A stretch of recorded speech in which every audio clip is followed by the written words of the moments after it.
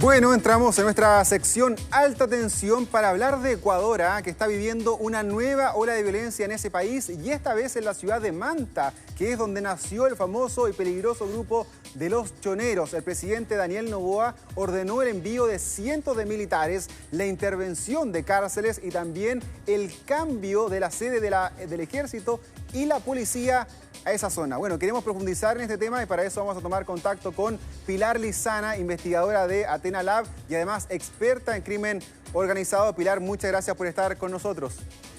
Hola, buenas tardes. Muchas gracias a ustedes por este contacto. Muchas gracias a ti, Pilar, también nuevamente. Bueno, hablemos un poquito de Ecuador, lo que está sucediendo, estas disposiciones que fueron anunciadas ya por el presidente Daniel Noboa. ¿A ti qué te parece la dirección que se está tomando de seguir intensificando la guerra contra estos carteles de la droga, contra el crimen organizado? ¿Crees tú que atacar fuerza con fuerza es la necesidad en estos momentos en este país? Mira, lo que pasa es que cuando uno mira el crimen organizado y sus dimensiones, la fuerza es una sola de las formas en que se puede enfrentar y también hay otras. Acá nosotros en Chile hablamos mucho de perseguir la ruta del dinero, pero la verdad es que mirando la situación de Ecuador, que empezó hace no mucho tiempo atrás, yo te diría que el 2022 empezó el crecimiento exponencial del poder de los grupos, de los distintos grupos de crimen organizado que ya los vemos actuar en todo el territorio hoy día. Es difícil no pensar en la fuerza, es difícil también no pensar en recurrir a las Fuerzas Armadas, sobre todo porque lo que se observa de Ecuador es que está sobrepasada la fuerza policial, está sobrepasado el poder político y eso tiene que ver también no porque hace un par de años atrás, 3 años atrás haya empezado el crecimiento exponencial de estas bandas, sino porque también hace mucho tiempo viene un deterioro institucional que ha permitido ese crecimiento exponencial de las bandas. Entonces, lo que se está viendo hoy día en Ecuador y las decisiones que está tomando el presidente tienen que ver con el reposicionamiento del Estado frente al crimen organizado y de poder recurrir a todos los instrumentos que tiene disponibles para combatirlo. Ahora, idealmente, ojalá pueda tener resultados, pero que estos resultados también puedan mantenerse en el tiempo con fortaleza institucional y con desarrollo de otras capacidades del Estado para que realmente sea efectivo el combate que se esté desarrollando hoy día. Pilar, bueno, a mí me tocó estar al comienzo de esta nueva crisis en Ecuador y pude mirar de cerca las nuevas medidas que se han ido tomando, la creación del estado de excepción, la intervención de cárceles, la utilización de los militares para combatir el narcotráfico, una mayor ampliación de los poderes del Estado también para hacerle frente a estas mismas mafias. Pero ¿en qué punto se encuentra también Ecuador en estos momentos? Porque esto para mí está todavía empezando. Por ejemplo, el máximo líder narco no ha sido atrapado, se encuentra prófugo, que es alias Fito, el líder de los Choneros. Sabemos que los dos principales carteles, los mismos Choneros y los Lobos, son ayudados por carteles mexicanos que se han adentrado en este mismo país y todavía hay muchos recintos penitenciarios donde son las mismas mafias, estas bandas, los que tienen el control. ¿Cómo ves tú el estado actual de esta crisis en territorio ecuatoriano? Mira, efectivamente lo que tú mencionas con respecto a los carteles mexicanos y a cómo se ha dispersado el poder criminal en Ecuador es algo que no se puede no mirar y no observar porque la verdad es que más allá de que tenemos importantes grupos ecuatorianos que nacen dentro de su sistema penitenciario, también tenemos influencia muy importante de carteles transnacionales de gran tamaño como son los carteles mexicanos, porque finalmente Ecuador se ha transformado en un centro sumamente relevante para el tráfico internacional de drogas. Entonces, en ese sentido, por supuesto que vamos a tener carteles del tamaño de los carteles mexicanos. Eso también va a dificultar aún más el combate contra el crimen organizado porque cuando miramos a los carteles mexicanos, lo que tenemos enfrente es un poder económico muy grande que básicamente la dificultad que tienen hoy los carteles de ese tamaño es dónde lavamos todo el dinero que estamos obteniendo de la droga, que es un poco lo que le pasa también a los carteles brasileros. Entonces, en ese sentido, y yendo un poquito al caso de Manta, se relaciona con eso. El Observatorio de Crimen Organizado de Ecuador informó que Manta se estaría transformando en el centro de lavado de activos, que hay una serie de rubros asociados a esto. Entonces, estamos viendo que la situación en Ecuador ya superó las bandas que nacen y controlan territorio dentro del sistema penitenciario, ya superó el ser un territorio atractivo para el tráfico de droga, y ahora ya estaríamos viendo centros financieros ilícitos, por llamarlo de alguna manera, que les permite a este tipo de grupos lavar activos. Entonces, lo que estamos viendo es que las etapas de consolidación del crimen organizado están avanzando muy rápido en Ecuador. El gobierno está buscando recurrir a todos los instrumentos que tiene, y la verdad que desde la mirada de Chile, ojalá podamos ver ciertas acciones exitosas en Ecuador, porque Ecuador para Chile es una alerta. Nosotros en Exacto. Chile tenemos bandas internacionales, tenemos, por ejemplo, en Tarapacá el 50% de la población penal es extranjera, asociado a grupos criminales de alta peligrosidad.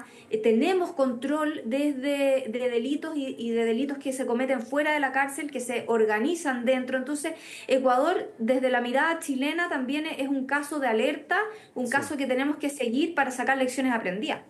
Exactamente, mira, de hecho tenemos el siguiente video porque hoy día el narco más buscado que yo te decía y el más poderoso de Ecuador se llama Fito, que es el líder de la banda Los Choneros, que ni siquiera se sabe en qué país él puede estar. Se habla de que podría ser en Colombia, sus familiares fueron encontrados en Argentina, se ha buscado aquí también en Chile. Y quería justamente hacer la comparación con nuestro país, porque en Ecuador uno de los puntos críticos de la droga, del narcotráfico, del intercambio en estas mismas sustancias, es el puerto de Guayaquil. Como hoy día se está mirando mucho el puerto de Guayaquil, las bandas lo saben que entraron los militares, que la atención mediática está en esa misma zona, probablemente hoy día estas mismas bandas estén eligiendo otros puertos. Y aquí en Chile hemos visto una gran cantidad de droga que está pasando sobre todo por el norte. ¿Podría enfocarse, ya que Ecuador está siendo muy mirado, venir hacia Chile, hacia los puertos peruanos, estos grupos narcotraficantes para exportar su droga? Sí, de todas maneras, tenemos puertos en América Latina que son bastante emblemáticos por la actividad del crimen organizado y especialmente por el narcotráfico. En México está Manzanillo, en Colombia está Buenaventura, en Costa Rica está Limón, en Ecuador está Guayaquil. Y el riesgo que tenemos nosotros es que en realidad es algo positivo, porque Chile tiene una buena imagen país, Claro. pero también es un riesgo porque este tipo de grupos ya sabe que sacar su mercancía a través de containers por estos puertos tienen una mayor probabilidad de ser fiscalizados.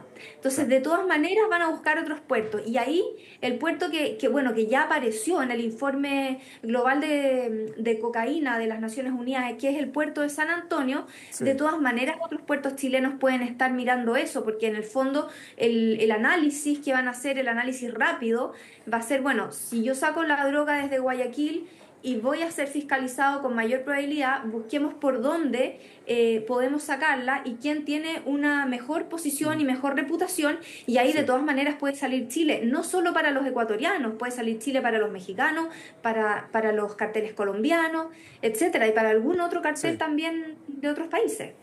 ¿Tú crees que Chile podría reunir las condiciones para que se dé una crisis de seguridad a este nivel de la cual estamos hablando en Ecuador? Yo recuerdo en este mismo viaje que te comentaba, hablé con muchos analistas allá y ellos me decían, nosotros hace 5, hace 7 años también mirábamos todo desde bastante lejos como Chile. Habían grupos que se estaban organizando, veíamos droga, pero de un día para otro esto se transforma de una manera en 180 grados, damos cuenta de que los mexicanos estaban entrando en este mismo lugar, que el puerto de Guayaquil estaba totalmente corrompido por estas mismas bandas y que estábamos a un nivel que no imaginábamos.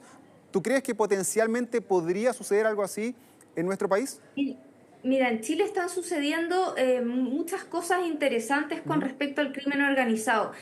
Ya estamos hablando de distintas bandas de crimen organizado que están en Chile. Tren de Aragua, Trinitarios, Los Lobos, Los Choneros y me quedan los Espartanos y me quedan otras. O sea, Sinaloa, hasta Sinaloa ha llegado.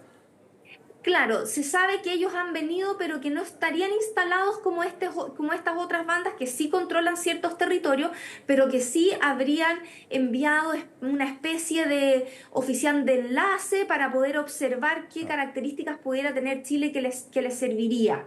Y en ese sentido, eso hay que mirarlo, porque si es que tenemos este tipo de grupo, quiere decir que la influencia no solo es que esté llegando, sino que llegó.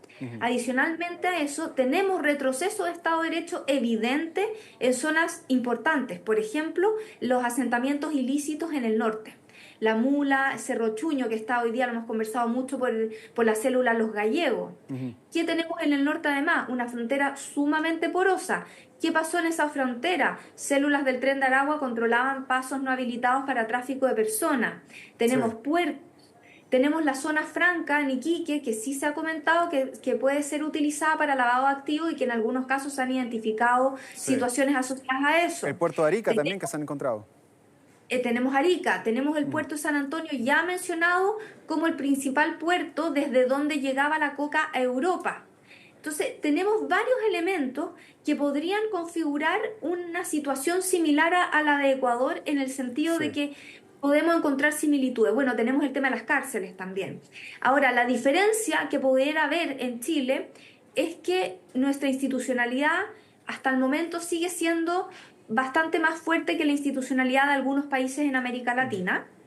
Tenemos instituciones que sí funcionan, que tienen fallas, pero que han mostrado resultados positivos, pero si es que nos quedamos con eso y mantenemos un statu quo y no diseñamos unas estrategias y un sistema de seguridad que aborde la amenaza a la que nos enfrentamos, probablemente podemos tener un escenario como ese, pero la respuesta no es ni positiva ni negativa porque finalmente va a depender de las decisiones que vayan tomando. Eso puede cambiar el rumbo para bien o lo puede cambiar para mal si es que no se toman decisiones o las decisiones que se toman son equivocadas. Pilar, ahora, ¿cómo se puede trabajar este tema de manera multilateral? Porque yo lo que me canso de ver es cómo en muchos países hay diferentes bandas de crimen organizado que todos estamos sufriendo aquí en América Latina, cómo estas bandas se siguen empoderando y además se siguen juntando entre todas, haciendo esto un verdadero crimen transnacional. Sin embargo, al parecer los gobiernos como que no nos hemos puesto de acuerdo en definir medidas conjuntas. ¿Por qué crees que eso no ha pasado? O a lo mejor